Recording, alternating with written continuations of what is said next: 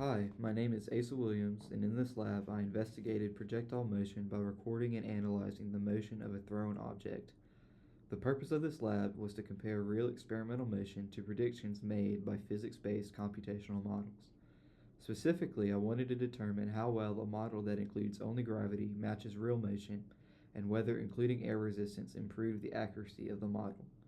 In this experiment, I recorded a video of a paper ball being thrown in a two-dimensional path, similar to a basketball shot, and analyzed the motion using tracker software.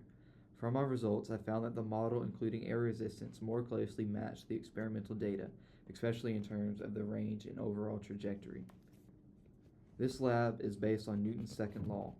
This can be written as F net equals ma, and it allows us to predict motion by calculating forces.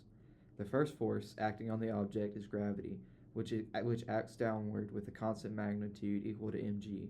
The second, including only in the more advanced model, is air resistance, or drag, and this can be said as negative b v squared v hat. The reason for two models is to compare an ideal case where only gravity acts to a more realistic case that includes air resistance and evaluate how much drag affects the projectile motion. In this experiment, the system is the paper ball being thrown. The surroundings include the Earth, which exerts the gravitational force, and air, which exerts the drag force.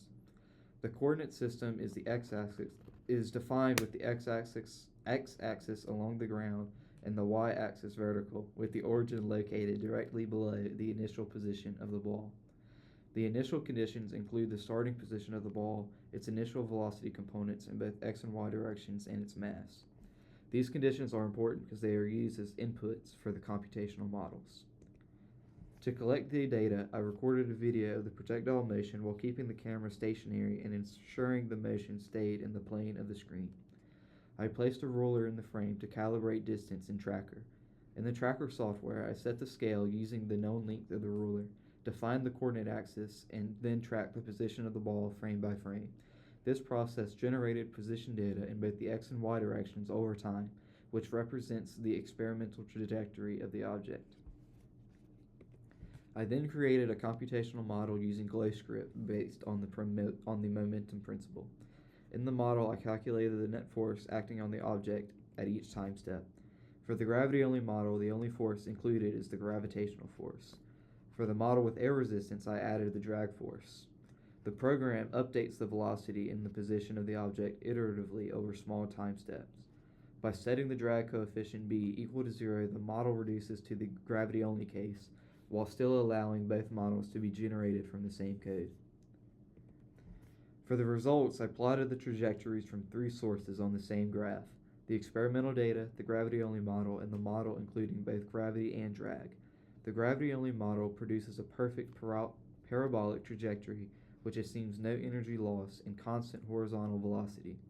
However, the experimental data shows a shorter horizontal range and a slight deviation from a perfect parabola. The model that includes air resistance more closely matches the experimental data, particularly in how the horizontal motion slows over time. This difference occurs because drag reduces the velocity of the object, especially at higher speeds, which affects both the horizontal and vertical motion.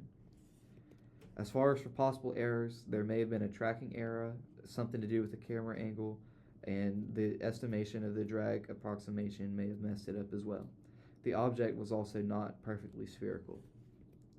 One of the key questions in this experiment is whether each model predicts terminal velocity. Terminal velocity occurs when the net force on an object is 0, meaning acceleration is 0 and velocity is constant. The gravity-only model does not predict terminal velocity since there is no opposing force. The drag model can predict a terminal velocity, but in this experiment the motion is too short for terminal velocity to be reached.